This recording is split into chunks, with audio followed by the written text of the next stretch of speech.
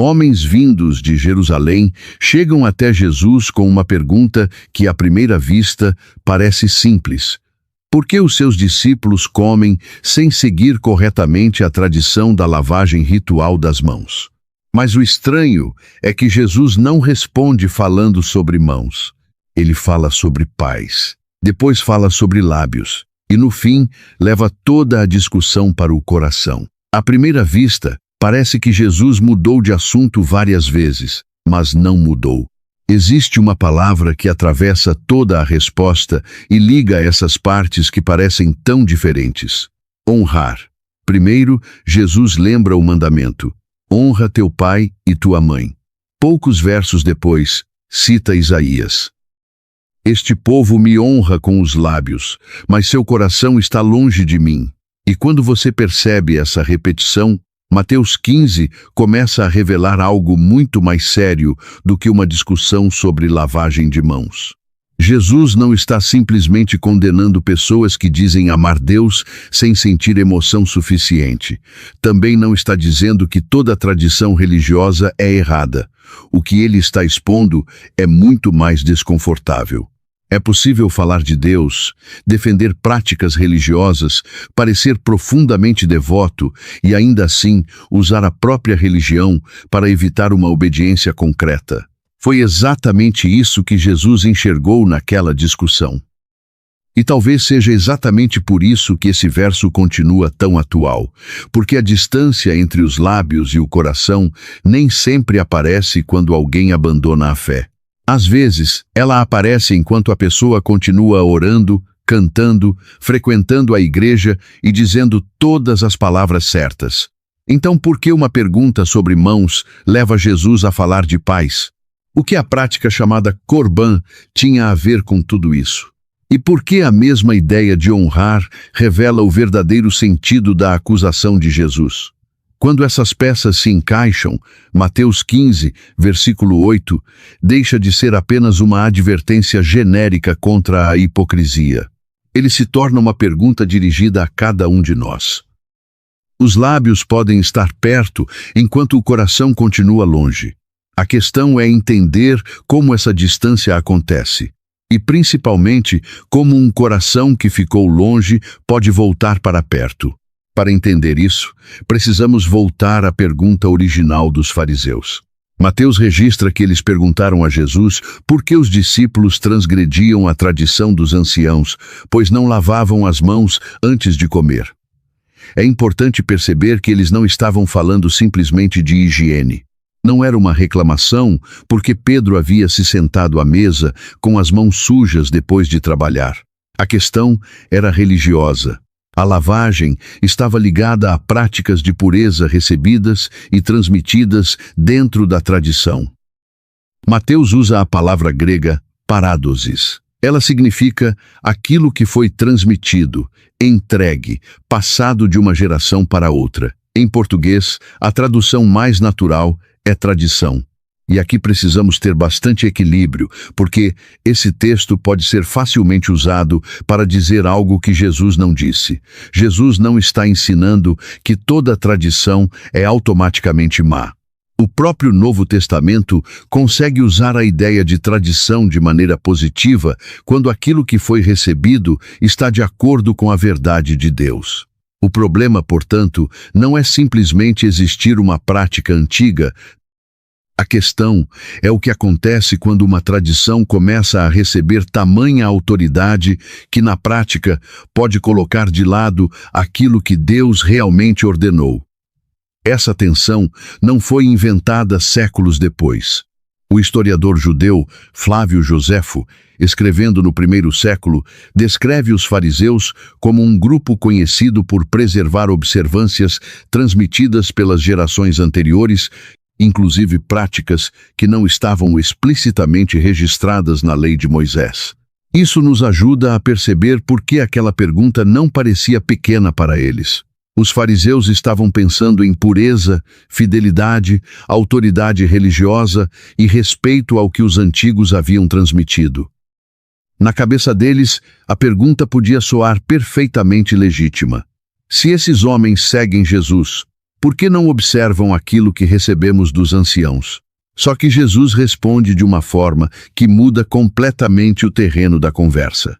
Ele não começa defendendo os discípulos. Não entra numa longa discussão sobre o procedimento correto de lavagem. Não tenta provar que os fariseus estavam exagerando apenas naquele detalhe. Ele devolve outra pergunta. Por que vocês transgridem o mandamento de Deus por causa da tradição de vocês? Essa resposta é muito mais forte do que parece. Os fariseus chegaram dizendo, em outras palavras, que os discípulos de Jesus não respeitavam aquilo que haviam recebido. Jesus responde, perguntando o que eles próprios estavam fazendo com aquilo que Deus havia ordenado. A acusação muda de direção. Os homens que chegaram para examinar as mãos dos discípulos descobrem que a própria maneira como tratam a vontade de Deus está sendo examinada. E é exatamente nesse ponto que Jesus fala de pai e mãe. À primeira vista, parece que mudou de assunto. A conversa era sobre lavagem ritual. De repente, Jesus cita o mandamento: honra teu pai e tua mãe. Mas essa mudança é justamente a chave para entender tudo o que vem depois. Jesus vai mostrar, através de um exemplo concreto, como uma prática religiosa pode começar a funcionar como proteção contra uma obediência clara. Para nós, honrar pai e mãe pode soar principalmente como respeito, não insultar, falar com consideração, demonstrar carinho. Tudo isso pode fazer parte da honra. Mas no contexto bíblico, honrar os pais não terminava nas palavras. Quando pai e mãe envelheciam e já não tinham a mesma capacidade de trabalhar ou sustentar a própria casa, honrar-los podia exigir responsabilidade concreta. Podia exigir tempo. Podia significar cuidar de quem um dia cuidou de você. Imagine a situação. Um pai envelhecido. Durante décadas, aquelas mãos trabalharam. Talvez tenham plantado, carregado, construído, vendido ou feito o que fosse necessário para sustentar a família. Agora já não tem a mesma força. A mãe também envelheceu. As necessidades continuam. Talvez tenham até aumentado. Há despesas. Há limitações. Há coisas que eles já não conseguem fazer sozinhos. O filho, por outro lado, possui recursos. Não estamos falando de alguém que realmente não tem nada. Ele poderia ajudar. Talvez aquilo que possui fosse exatamente o que os pais precisavam naquele momento da vida. Mas então aparece uma possibilidade religiosa. Aquilo que poderia ser usado para ajudá-los é declarado dedicado a Deus. No relato paralelo de Marcos aparece a palavra corban, usada para algo oferecido ou consagrado. E é justamente aí que a situação se torna tão delicada, porque o filho não precisa dizer que não quer cuidar dos próprios pais. Não precisa dizer que eles cuidaram dele, mas agora ele não quer mais saber deles. Pode usar palavras muito mais piedosas. Pode dizer que aquilo pertence a Deus, que foi separado, que é santo, que foi consagrado, que é uma oferta. Se alguém escutasse apenas a explicação religiosa, talvez até admirasse o zelo. Mas Jesus olha para o resultado. O pai continua necessitado, a mãe continua esperando. O recurso existe, o mandamento continua existindo. Mas agora há uma justificativa religiosa colocada entre aquilo que Deus ordenou e aquilo que deveria ter sido feito. E é isso que torna o problema tão perigoso. Se alguém simplesmente dissesse que não quer obedecer a Deus, a situação seria mais fácil de enxergar. Mas a desobediência nem sempre aparece de maneira tão clara. Às vezes, ela aprende a usar linguagem religiosa. Às vezes, encontra uma justificativa que soa espiritual. Às vezes, consegue vestir a resistência com roupas de devoção. E talvez seja exatamente isso que Jesus queira que percebamos. O perigo não é apenas abandonar Deus. Existe outro perigo, mais difícil de reconhecer. Continuar falando de Deus enquanto usamos coisas religiosas para manter determinadas áreas da vida longe da obediência. Isso explica por que Jesus fala de honra. Quando ele cita o mandamento honra teu pai e tua mãe, Mateus usa o verbo grego timao, honrar, dar valor, tratar alguém como digno de consideração, reconhecer aquilo que lhe é devido. Poucos versos depois, Jesus cita Isaías: este povo me honra com os lábios. E Mateus volta à mesma ideia. Timau significa honrar. Primeiro os pais, depois Deus. Quando você percebe essa repetição, entende por que Jesus escolheu exatamente aquele exemplo. Os homens diante dele falavam em devoção a Deus, mas aceitavam uma maneira de pensar na qual essa devoção podia ser usada para esvaziar uma obrigação que o próprio Deus havia estabelecido. Então a pergunta se torna inevitável. Que tipo de honra Deus permite ignorar aquilo que Deus mandou? Se uma oferta nos afasta da obediência, em que sentido ela realmente honra aquele que deu o mandamento? Se uma prática religiosa se torna uma forma de escapar de uma responsabilidade clara, será que ela está nos aproximando de Deus ou apenas preservando uma aparência de proximidade? É justamente por isso que a citação de Isaías não aparece por acaso. Jesus chama aqueles homens de hipócritas e diz que Isaías havia profetizado corretamente a respeito deles. Este povo me honra com os lábios, mas seu coração está longe de mim. Agora essa frase ganha outra força. Ela não é uma crítica genérica contra pessoas que falam de Deus sem sentir emoção suficiente. Ela nasce de uma situação concreta. Os lábios falam de honra, mas, em algum ponto, a prática contradiz aquilo que a boca está dizendo. A linguagem é religiosa. O vocabulário está correto, o nome de Deus está presente, mas o mandamento de Deus foi colocado de lado. E Jesus diz que Isaías já havia visto o mesmo problema muitos séculos antes. Isso também deveria nos impressionar. O cenário havia mudado completamente. Jerusalém havia conhecido destruição. O povo havia passado pelo exílio, depois veio o retorno. Impérios haviam surgido e desaparecido. Naquele momento, Roma dominava a Judéia. As circunstâncias eram outras, mas ainda era possível estar perto das coisas de Deus e longe do próprio Deus. Ainda era possível conhecer as palavras certas, saber como se comportar, conhecer as práticas. Ter experiência suficiente para perceber rapidamente aquilo que parecia errado nos outros. Os fariseus estavam perto o bastante da religião para examinar as mãos dos discípulos, mas Jesus estava falando de um coração distante. Os lábios podem estar perto enquanto o coração continua longe. Só que, para entender essa frase corretamente, precisamos perguntar o que Jesus quer dizer com o coração. Mateus usa a palavra cardia. E na linguagem bíblica, coração não é simplesmente emoção. Não é apenas aquilo que você sente durante uma música, é o centro interior da pessoa. Ali estão desejos, vontades, decisões, lealdades, motivações, a direção que a vida assume. Por isso, quando Jesus fala de coração distante, ele não está dizendo que uma pessoa é hipócrita simplesmente porque não sentiu algo intenso durante a oração. Isso precisa ficar muito claro. Você pode amar Deus e estar cansado.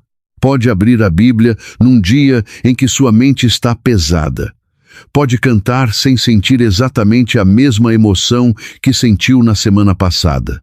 Pode atravessar períodos de grande consolação espiritual e outros em que a fidelidade precisa continuar mesmo quando as emoções parecem silenciosas. A Bíblia nunca reduz relacionamento com Deus a arrepio. O problema de Mateus 15 é mais profundo. Um coração está longe quando a direção interior começa a se afastar da vontade de Deus, enquanto os lábios continuam mantendo a linguagem da proximidade. Ou seja, a questão não é apenas o que você sente quando fala sobre Deus. A questão é o que acontece quando aquilo que você quer e aquilo que Deus quer deixam de apontar para a mesma direção. É aí que a palavra Senhor começa a mostrar seu peso. É fácil dizer que Jesus é Senhor, mas o senhorio se torna concreto quando existe algo que você deseja fazer e ele diz não. É fácil falar sobre perdão enquanto ninguém toca numa ferida que ainda dói. É fácil dizer que confiamos em Deus enquanto nenhuma situação ameaça nosso controle. É fácil afirmar que tudo pertence ao Senhor enquanto nenhuma decisão exige renúncia. É fácil orar dizendo que seja feita a vontade de Deus. Mas a frase muda de peso quando a vontade de Deus parece caminhar numa direção diferente daquilo que você esperava. É nesse momento que Mateus 15 deixa de ser uma discussão antiga e começa a entrar em nossa vida. Mas isso não significa que todo cristão que luta seja um hipócrita. Essa distinção é fundamental. Existe diferença entre lutar e justificar. Existe diferença entre cair e proteger a queda. Existe diferença entre uma pessoa que reconhece que pecou, que precisa de misericórdia e que precisa mudar, e alguém que constrói argumentos para transformar aquilo que Deus confronta numa área que ele já não teria o direito de tocar. A Bíblia mostra esse padrão muito antes de Mateus 15. Pense em Saul. Samuel havia transmitido uma ordem clara. Depois, quando Samuel o encontra, Saul fala como alguém que cumpriu aquilo que Deus pediu. Mas há um problema. Os animais preservados contradizem o discurso. Samuel pergunta sobre eles. Então surge uma justificativa religiosa. Aquilo poderia ser usado em sacrifício ao Senhor. A explicação soa piedosa.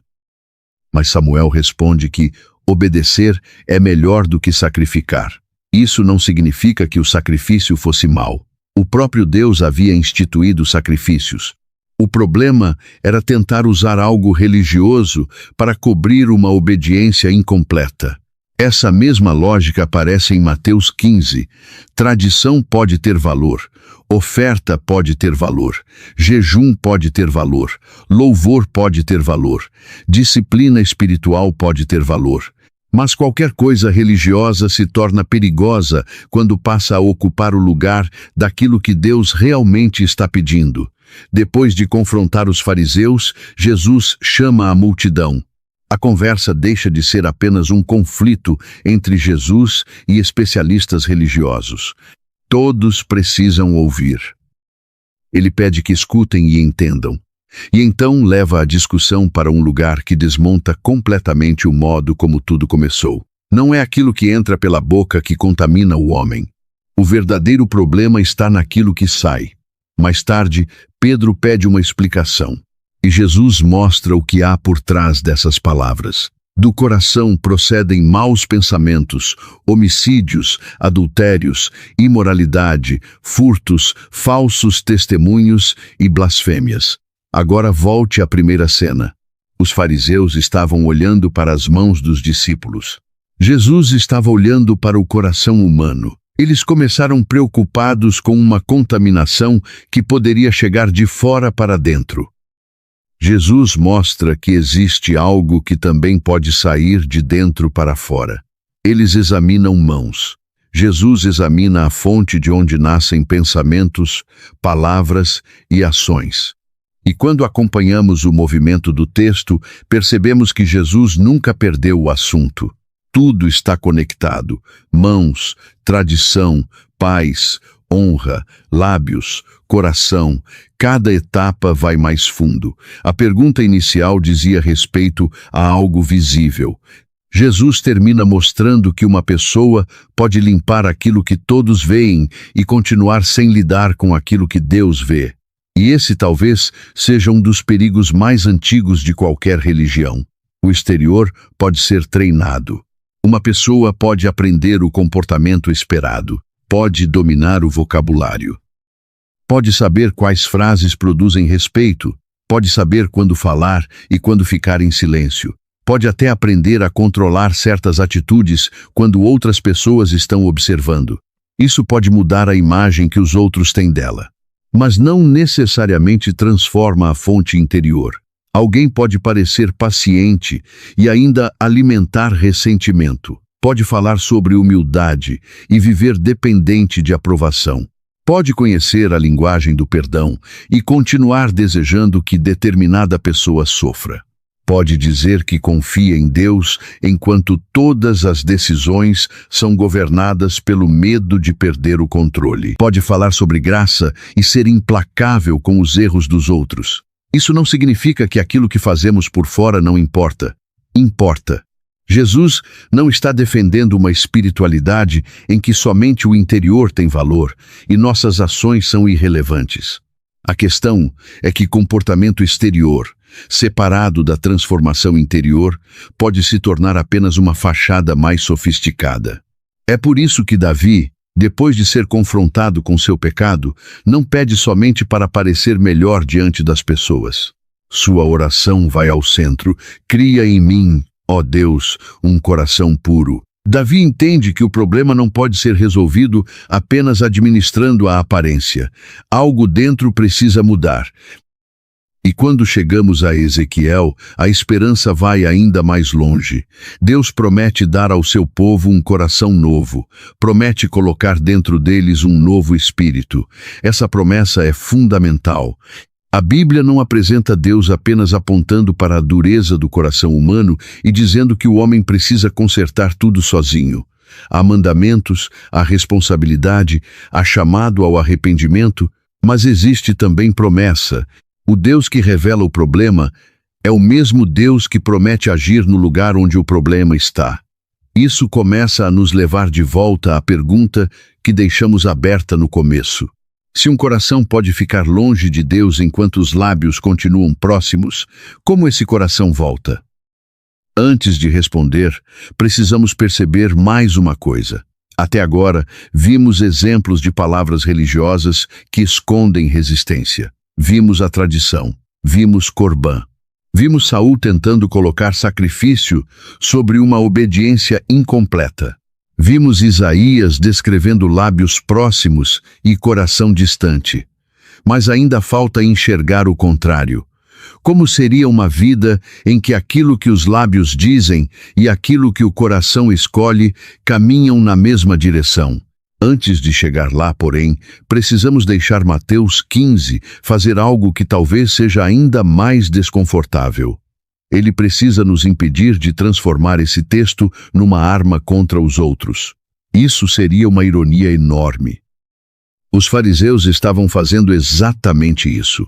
Eles observavam os discípulos, examinavam as mãos deles, identificavam aquilo que julgavam errado. Jesus pega esse olhar e o devolve para dentro. Por isso, talvez a maneira mais fácil de perder a força dessa passagem seja ouvi-la e imediatamente pensar em alguém. Um líder, uma pessoa da igreja, um cristão que fala muito e vive pouco. Talvez existam exemplos verdadeiros. Mas Mateus 15 não foi preservado apenas para nos ensinar a reconhecer hipocrisia nos outros. Ele também precisa nos ensinar a perceber onde a religião pode estar funcionando como esconderijo dentro de nós. A pergunta, então, muda. Não apenas quem honra Deus com os lábios e mantém o coração longe, mas também se existe alguma área em que minhas palavras sobre Deus chegaram mais perto dele do que minhas escolhas. Talvez você fale sinceramente sobre perdão, mas perceba que continua voltando a uma antiga ofensa porque estar ressentido ainda oferece uma sensação de justiça. Talvez diga que confia em Deus. Mas exista uma decisão que você não consegue imaginar sem controlar todos os resultados. Talvez peça direção em oração, mas no fundo já tenha decidido que existe uma resposta que não aceitará. Talvez diga que Cristo é Senhor de tudo, mas conserve uma área pequena e protegida onde a última palavra continua sendo sua. Talvez diga que a graça de Deus é suficiente para você, mas trate outra pessoa como se o erro dela a tivesse colocado para sempre fora de qualquer possibilidade de restauração. Essas contradições não significam automaticamente que não existe fé, mas mostram lugares onde a verdade precisa entrar. E é aqui que a diferença entre hipocrisia e fraqueza se torna tão importante. O cristão pode lutar, pode tropeçar, pode repetir erros, pode ficar frustrado com a lentidão do próprio crescimento, pode precisar confessar o mesmo tipo de pecado mais de uma vez.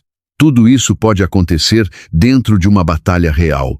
O que distingue essa luta da hipocrisia não é simplesmente a ausência de falha. É a relação com a verdade. A hipocrisia precisa proteger a aparência. O arrependimento consegue admitir a contradição. O hipócrita precisa explicar por que aquilo que faz não deveria ser questionado. O arrependido pode reconhecer diante de Deus que algo precisa mudar. Pode admitir que ainda não chegou onde deveria. Pode dizer que não quer transformar a própria fraqueza em justificativa. Pode dizer que não quer chamar de santo aquilo que Deus está confrontando. Pode dizer que não quer usar palavras corretas para proteger uma direção errada. Isso muda muita coisa. Porque, quando uma pessoa consegue dizer a verdade diante de Deus, a distância já não está sendo protegida. Talvez ainda exista luta, talvez ainda exista processo, mas a porta está aberta, e essa abertura é justamente o contrário da postura que Jesus denuncia. Existe também outro cuidado importante. Jesus não está colocando lábios e coração como inimigos. Não devemos sair de Mateus 15 pensando que palavras religiosas não têm valor. A Bíblia está cheia delas. Os salmos são palavras. Orações são palavras, confissões são palavras, louvor usa palavras. Os profetas falam, o povo clama, Jesus ora, os apóstolos pregam. O problema não é que os lábios honrem Deus, o problema é quando a honra morre nos lábios, quando nunca chega à vontade, quando nunca toca o orgulho. Quando não alcança a maneira como usamos o dinheiro, quando não entra na forma como tratamos pai e mãe, quando não chega ao perdão, quando chamamos Jesus de Senhor, mas construímos cuidadosamente uma fronteira em volta de alguma área da vida e decidimos que Deus pode chegar até ali, mas não além. Isso explica novamente por que o exemplo dos pais era tão forte. Honra precisa ganhar corpo. Você pode escrever uma homenagem emocionante para sua mãe. Pode dizer que seu pai é uma bênção. Pode publicar uma foto bonita. Pode falar de gratidão. Nada disso precisa ser falso. Mas, quando eles envelhecem e a honra começa a exigir presença, cuidado, paciência, recursos e renúncia, a palavra passa a ter peso. Ela sai dos lábios e entra na vida. Jesus está perguntando exatamente isso sobre nossa relação com Deus. A honra que declaramos a Ele entra nas decisões, chega ao lugar onde obedecer custa, permanece quando a vontade dele confronta algo que gostaríamos de preservar, continua existindo quando não há ninguém olhando. Agora podemos voltar à pergunta que ficou aberta. Existe uma vida em que os lábios e o coração caminham na mesma direção, mesmo quando obedecer custa caro? Para enxergar isso, precisamos olhar para Jesus. Na noite anterior à cruz, ele entra no Getsêmani. E essa cena importa porque Jesus não enfrenta um custo pequeno. A traição está próxima. A prisão está próxima. O julgamento está próximo. Ele sabe que a violência virá. Sabe que será entregue. Sabe que a cruz está diante dele. E Jesus não finge que isso não dói. Sua oração não é uma performance. Não é uma frase criada para parecer forte diante dos discípulos. Ele fala com o Pai a partir de uma angústia real. Meu Pai, se possível, passe de mim este cálice. A honestidade dessa oração importa.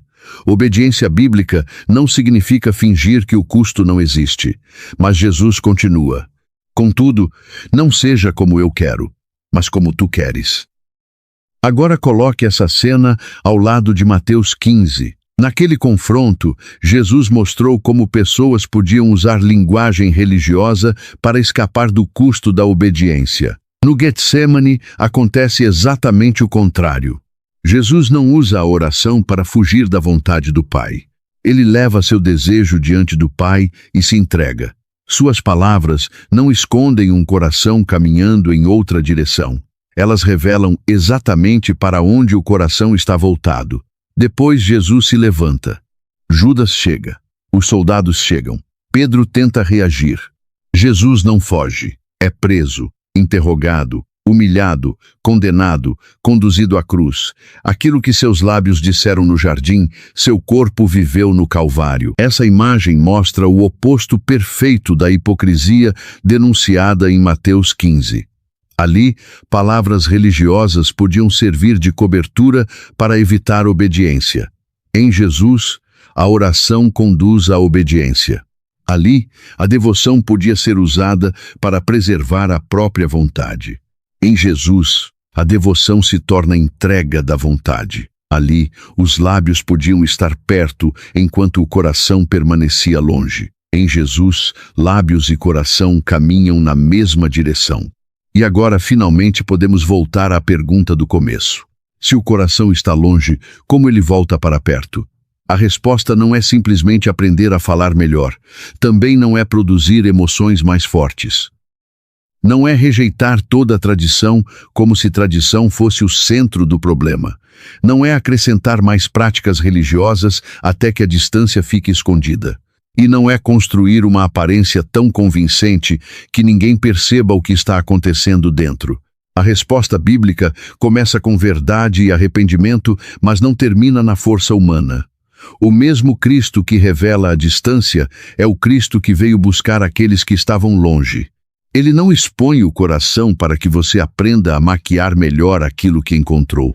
Ele expõe para que você pare de defender, pare de justificar, pare de explicar por que aquela área deveria ser uma exceção. Pare de usar linguagem religiosa para manter a vontade de Deus do lado de fora. E então, seja capaz de falar com sinceridade. Senhor, minhas palavras chegaram mais perto de Ti do que algumas das minhas escolhas. Muda isso em mim. Eu digo que perdoo, mas ainda alimento o ressentimento. Muda isso em mim.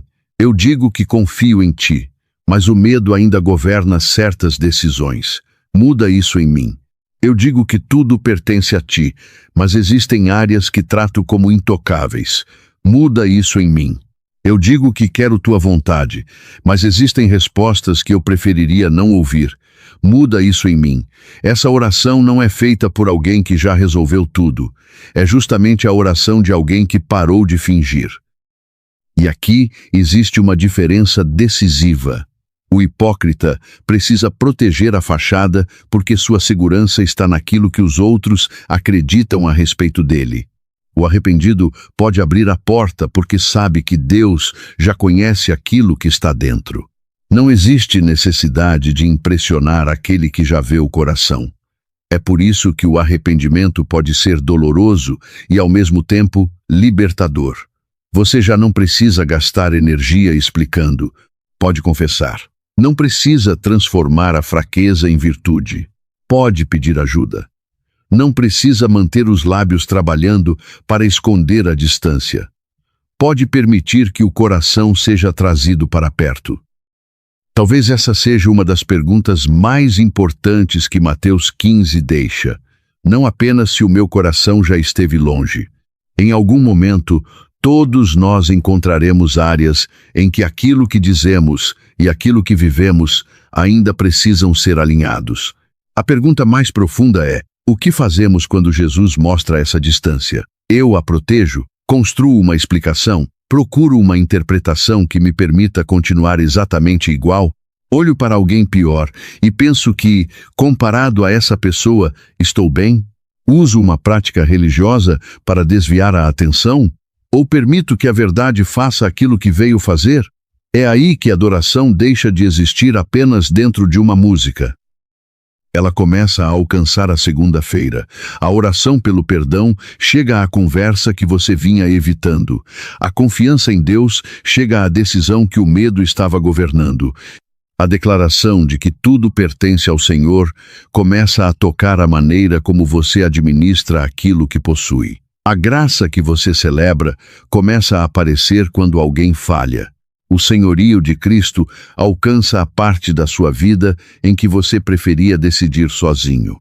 Não porque você se tornou perfeito, não porque nunca mais existe tensão, não porque toda mudança acontece de uma vez, mas porque a distância já não está sendo protegida e isso muda a direção.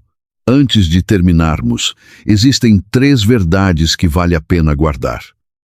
A primeira é que Mateus 15 não é simplesmente uma condenação contra pessoas que usam palavras religiosas sem sentir emoção.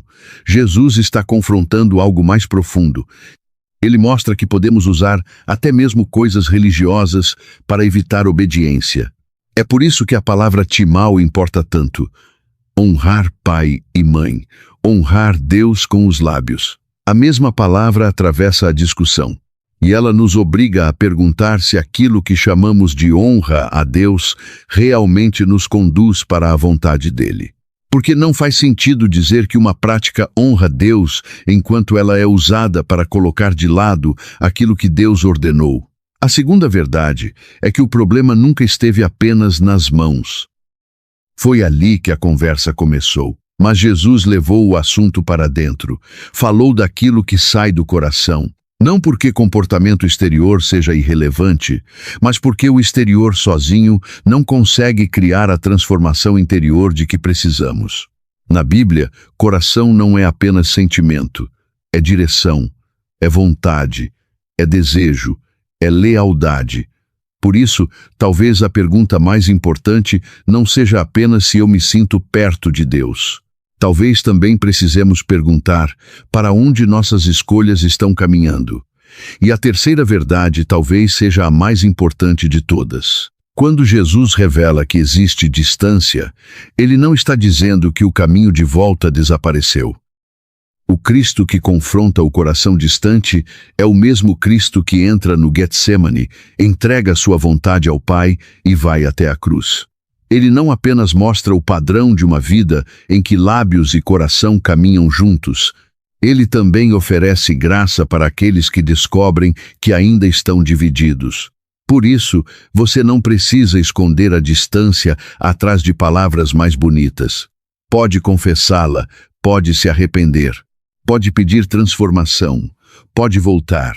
E eu quero terminar com uma pergunta muito simples. Em qual área da sua vida é mais fácil dizer a coisa certa sobre Deus do que realmente obedecer ao que Ele está pedindo?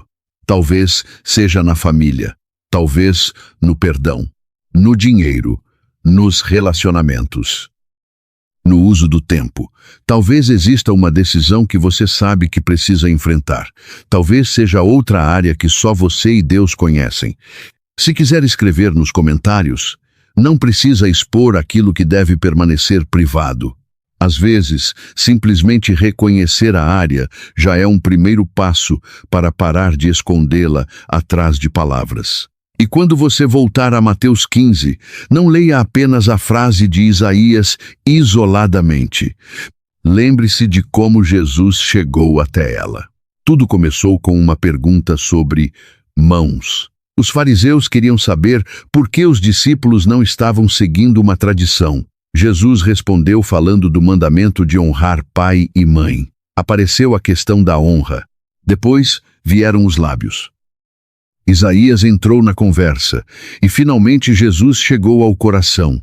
Mãos, pais, lábios, coração. Ele não mudou de assunto. Foi cada vez mais fundo. Os fariseus estavam olhando para aquilo que o homem podia lavar por fora. Jesus estava olhando para aquilo que precisava ser transformado por dentro. E talvez seja por isso que essa frase continue tão atual. Este povo me honra com os lábios, mas seu coração está longe de mim. Porque nossos lábios podem aprender rapidamente a linguagem da fé. Podemos aprender frases, aprender respostas, aprender o vocabulário, aprender o comportamento esperado. O coração, porém, precisa ser formado, precisa ser confrontado, precisa aprender a confiar, precisa aprender a obedecer, precisa ser trazido de volta todas as vezes em que tenta construir distância. Mas o Evangelho não termina com um coração condenado a permanecer longe. Cristo veio justamente para aqueles que estavam longe. E quando o coração começa a voltar para perto, aquilo que a boca confessa deixa, pouco a pouco, de ser apenas linguagem religiosa.